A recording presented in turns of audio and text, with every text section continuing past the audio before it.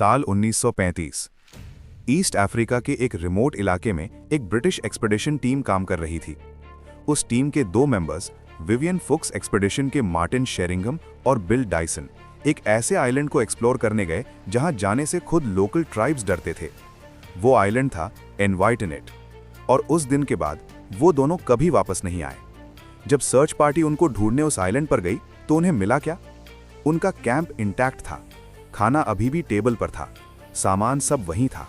कोई sign of struggle नहीं, कोई ब्लड नहीं, कोई बॉडी नहीं, बस दोनों इंसान गायब, जैसे हवा ने निगल लिया हो। और इस आइलैंड का नाम एनवाइटनेट, लोकल तुर्काना भाषा में इसका मतलब होता है वो जगह जहां से कोई वापस नहीं आता। ये महज एक कोइंसिडेंस नहीं था, ये उस आइलैंड की पुरानी पहचान थी, एक ऐसी पहचान जो सदियों पुरानी थी। आज हम उस आइलैंड की कहानी सुनेंगे जिसे दुनिया ने भुला दिया, लेकिन जो लोग वहां गए वो खुद गायब हो गए। ये है एनवाइटनेट आइलैंड का रहस्य। केन्या, ईस्ट अफ्रीका का एक देश जहां साल में ज्यादातर वक्त तेज धूप होती है, जहां ग्रासलैंड्स और सेमी डेजर्ट्स में जंगली जानवर घूमते हैं। लेकिन केन्या के उत्तरी हिस्से में एक ऐसी जगह है जो बाकी केन्या से बिल्कुल अलग है। ये है लेक तुर्काना, जिसे पहले लेक रुडोल्फ के नाम से जाना जाता था। ये अफ्रीका की सबसे बड़ी डेजर्ट लेक है। इसे जेड सी भी कहते हैं क्योंकि इसका पानी हरे नीले रंग का दिखता है। ये लेक करीब 290 किलोमीटर लंबी है और इसकी विड्थ कहीं-कहीं 30 किलोमीटर से भी ज्यादा है। लेकिन इस लेक की असली खासियत सिर्फ इसका साइज नहीं है। ये लेक दुनिया के सबसे पुराने इंसानी सेटलमेंट्स में से एक के पास है। यहाँ 3.3 मिलियन साल पुराने ह्यूमन फॉसिल्स मिले हैं। मतलब इंसान की कहानी की शुरुआत भी कहीं ना कहीं इसी इलाके से जुड़ी है। लेक तुर्काना के किनारे रहते हैं तुर्काना और एल मोलो जैसे एंशिएंट ट्राइब्स। ये ट्राइब्स सदियों से यहाँ रहते आए हैं। इनकी अपनी भाषा है, अपने रीति रिवाज हैं, अपनी मान्यताएं हैं। और इन्हीं मान्यताओं में एक मान्यता ऐसी है जो सदियों से चली आ रही है। वो मान्यता है एनवाइटनेट आइलैंड के बारे में। इस लेक में कई छोटे छोटे आइलैंड्स हैं, लेकिन एक आइलैंड ऐसा है जहां कोई जाने की हिम्मत नहीं करता। वो आइलैंड जिसका नाम ही है वो जगह जहां से कोई वापस नहीं आता, एनवाइटनेट। एनवाइटनेट आइलैंड लेक तुर्काना के उत्तरी हिस्से में स्थित है। ये आइलैंड ज्यादा बड़ा नहीं है, घने जंगल नहीं है, कोई पहाड़ नहीं है, बस एक छोटा सा फ्लैट रॉकी आइलैंड। लेकिन लोकल तुर्काना और एल मोलो ट्राइब के लोगों के लिए ये आइलैंड हमेशा से एक फॉरबिडन जगह रही है। ये लोग कहते थे जो इस आइलैंड पर जाता है वो कभी वापस नहीं आता। और ये सिर्फ एक स्टोरी नहीं थी, ये एक वार्निंग थी, जनरेशन से चली आ रही वार्निंग। जब भी कोई आउटसाइडर इस आइलैंड के बारे में पूछता तो ट्राइब के बुजुर्ग एक ही जवाब देते, वहां मत जाओ, वहां कुछ है, वहां से कोई वापस नहीं आया। लेकिन किसी ने उनकी बात नहीं सुनी, और जिन्होंने नहीं सुनी वो आइलैंड ने उन्हें अपना बना लिया। ये आइलैंड देखने में बिल्कुल नॉर्मल लगती है, कोई एक्टिव वॉल्केनो नहीं, कोई क्विक सैंड नहीं। लेक का पानी वैसे तो क्रोकोडाइल से भरा है, लेकिन आइलैंड पर पहुंचने के बाद तो इंसान सेफ होना चाहिए। फिर वो क्या था जो लोगों को निगल लेता था? ये सवाल 1935 में और भी बड़ा हो गया, जब वो हुआ जो आज तक अनएक्सप्लेन्ड है। साल 1934 ब्रिटेन के एक young geologist Vivian Ernest Fuchs ने ईस्ट अफ्रीका में एक मेजर साइंटिफिक एक्सपेडिशन का प्लान बनाया। विवियन फुक्स बाद में दुनिया के सबसे फेमस एक्सप्लोरर्स में से एक बने। लेकिन 1934 में वो एक एम्बिशियस 27 साल के साइंटिस्ट थे जो अफ्रीका की जियोलॉजी को समझना चाहते थे। उनकी एक्सपेडिशन का नाम था East African lakes and glaciers expedition. इस एक्सपेडिशन का मकसद था ईस्ट अफ्रीका की लेक्स और उनके सराउंडिंग जियोलॉजी का डिटेल्ड स्टडी करना। लेक तुर्काना, जो उस वक्त लेक रुडोल्फ के नाम से जानी जाती थी, भी इस एक्सपेडिशन का हिस्सा था। फुक्स की टीम में कई लोग थे, साइंटिस्ट्स, रिसर्चर्स, असिस्टेंट्स। ये टीम मंथ्स तक ईस्ट अफ्रीका के रिमोट इलाकों में काम कर रही थी। लेक रुडोल्फ के किनारे कैंप लगाया गया, यहाँ की जियोलॉजी स्टडी की गई, वाटर सैंपल्स लिए गए, फॉसिल्स डॉक्यूमेंट किए गए। काम अच्छा चल रहा था, लेकिन फिर एक दिन टीम के दो मेंबर्स लेक रुडोल्फ में मौजूद एक आइलैंड को एक्सप्लोर करने का फैसला किया। वो आइलैंड था एनवाइटनेट। टीम के लोकल गाइड्स ने उन्हें रोकने की कोशिश की, वहां मत जाओ, वो आइलैंड कर्स्ड है, जो वहां जाता है वो वापस नहीं आता। लेकिन ब्रिटिश एक्सप्लोरर्स को इन सुपरस्टिशंस पर कोई भरोसा नहीं था। वो मॉडर्न साइंटिस्ट थे, उनके लिए ये सब लोकल फोकलोर था, पुरानी कहानियां, मिथ्स। और इसी सोच के साथ वो दोनों उस आइलैंड की तरफ निकल गए। वो दो इंसान जो गायब हो गए, उनके नाम थे मार्टिन शेरिंघम और बिल डायसन। दोनों फुक्स की एक्सपेडिशन टीम के मेंबर्स थे। दोनों ट्रेन्ड, एक्सपीरियंस्ड और फिजिकली फिट। उन्होंने एक छोटी बोट ली, लेक रुडोल्फ के पानी को पार किया और एनवाइटनेट आइलैंड पर पहुंच गए। प्लान था आइलैंड पर कुछ दिन रुकेंगे, जियोलॉजिकल सर्वे करेंगे, नोट्स लेंगे और वापस आ जाएंगे। Simple mission, routine work. लेकिन वो वापस नहीं आए। पहले 1 दिन गुजरा, फिर 2 दिन, फिर 3 दिन। मेन कैंप में बाकी टीम मेंबर्स परेशान होने लगे। ये नॉर्मल नहीं था। कोई सिग्नल नहीं, कोई मैसेज नहीं। वो दोनों जैसे हवा में घुल गए थे। जब काफी दिन गुजर गए और कोई साइन ऑफ लाइफ नहीं मिला, तो विवियन फुक्स ने खुद एक सर्च पार्टी लीड करने का फैसला किया। एक टीम तैयार की गई। बोट्स में बैठकर वो एनवाइटनेट आइलैंड की तरफ निकले।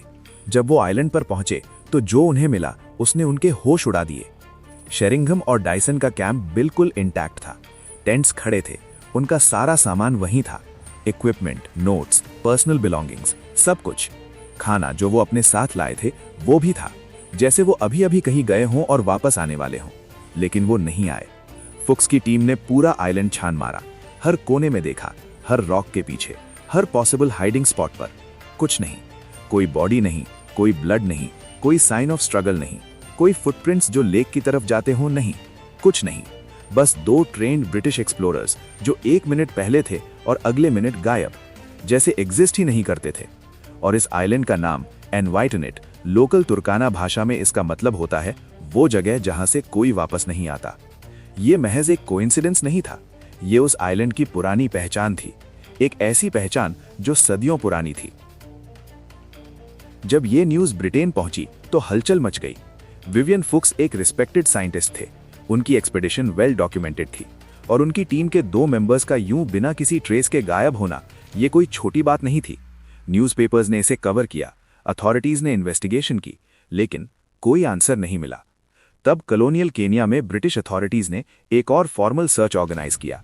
इस बार ज्यादा लोग, ज्यादा रिसोर्सेज। आइलैंड को और सिस्टमैटिकली सर्च किया गया। नतीजा वही, कुछ नहीं। शेरिंघम और डायसन आज तक नहीं मिले। उनकी बॉडीज कभी नहीं मिली। उनके साथ क्या हुआ आज तक कोई नहीं जानता। और इसी के साथ एनवाइटनेट आइलैंड की लेजेंड और भी पक्की हो गई। लोकल तुर्काना ट्राइब ने कहा, हमने कहा था, हमने रोका था, लेकिन आप नहीं माने, और अब देखो। क्या ये पहली बार था?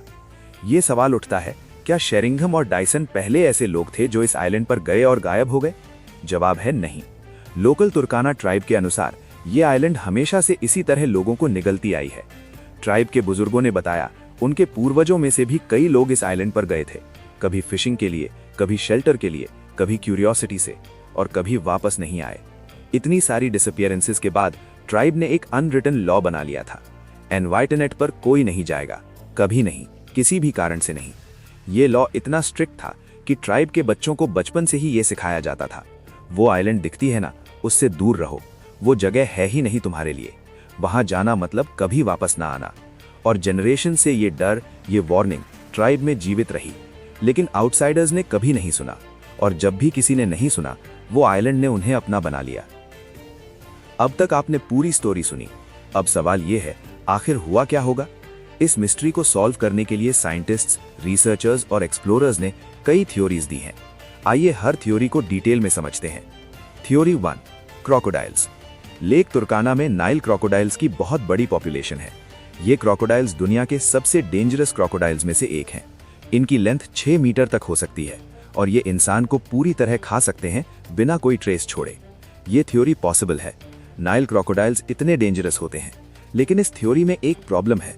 अगर क्रोकोडाइल अटैक होता तो कुछ तो निशान होता, ब्लड, टॉर्न क्लोथ्स, स्ट्रगल के मार्क्स, कुछ तो। लेकिन सर्च पार्टी को कुछ नहीं मिला, कुछ नहीं। Theory 2, volcanic gases. लेक तुर्काना एक जियोलॉजिकली एक्टिव एरिया में है।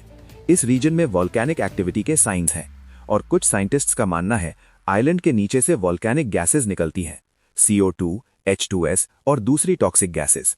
ये गैसेस कलरलेस होती हैं, ओडरलेस होती हैं और सडनली एक एरिया में कॉन्सेंट्रेट हो सकती हैं। अगर कोई इंसान अचानक ऐसे एरिया में आ जाए जहां हाई कॉन्सेंट्रेशन में ये गैसेस हों, तो वो बिना किसी वार्निंग के अनकॉन्शियस हो सकता है और फिर मर सकता है। इसे साइंटिस्ट्स लिम्निक इरप्शन या गैस बर्स्ट कहते हैं। अफ्रीका में ही 1986 में कैमरून के लेक नायस में ऐसा हुआ था। लेक के नीचे से अचानक इतनी CO2 निकली कि पूरे सराउंडिंग एरिया में 1800 से ज्यादा लोग मर गए, जानवर मर गए, पक्षी मर गए, सब बिना किसी अपैरेंट रीजन के। क्या एनवाइटिनेट आइलैंड में भी कुछ ऐसा होता है? ये थ्योरी साइंटिफिकली पॉसिबल है, लेकिन बॉडीज कहाँ गई? अगर गैस से मौत हुई तो बॉडीज आइलैंड पर ही मिलनी चाहिए थी, वो भी नहीं मिली। थ्योरी 3। 1935 में east Africa British colonial rule में था। टेंशन्स थे, ट्राइबल कॉन्फ्लिक्ट्स थे, लोकल ट्राइब्स अपनी लैंड्स को प्रोटेक्ट करना चाहती थीं। थ्योरी ये है, शायद किसी हॉस्टाइल ट्राइब ने शेरिंघम और डायसन को अटैक किया, मार दिया, बॉडीज को लेक में डाल दिया या कहीं और छुपा दिया। ये थ्योरी भी पॉसिबल है, लेकिन उस एरिया में जो ट्राइब्स थीं वो मेनली तुर्काना थे और तुर्काना खुद उस आइलैंड से डरते थे। वो खुद वहां नहीं जाते थे, तो फिर वो वहां जाकर किसी को कैसे मारते? थ्योरी 4। डिसोरिएंटेशन और लेक में डूबना। लेक तुर्काना का पानी बहुत ट्रेचरस है, सडन स्टॉर्म्स आते हैं, स्ट्रॉन्ग करंट्स होते हैं। थ्योरी ये है, शेरिंघम और डायसन शायद बोट में निकले हों, स्टॉर्म आ गया हो, बोट पलट गई हो, दोनों डूब गए हों और बॉडीज करंट्स में बह गई हों। ये भी पॉसिबल है, लेक में क्रोकोडाइल्स होने के कारण बॉडीज का कोई ट्रेस न मिलना एक्सप्लेन हो सकता है, लेकिन उनकी बोट, उनका इक्विपमेंट सब आइलैंड पर क्यों था? और फिर वो थ्योरी जो साइंस से परे है, लोकल ट्राइब्स की थ्योरी। वो कहते हैं उस आइलैंड पर कुछ है, कोई फोर्स, कोई प्रेजेंस जो वहां जाने वालों को अपना बना लेती है, उन्हें वापस नहीं आने देती। ट्राइब के बुजुर्गों ने बताया, रात को उस आइलैंड की तरफ से आवाजें आती हैं, कभी कभी फेंट आवाजें, जैसे कोई बुला रहा हो, और जो उन आवाजों की तरफ जाता है वो वापस नहीं आता। ये थ्योरी ऑब्वियसली साइंटिफिकली प्रूव नहीं हो सकती, लेकिन जब साइंस के पास कोई आंसर नहीं है तो इस थ्योरी को कंप्लीटली डिसमिस भी नहीं किया जा सकता।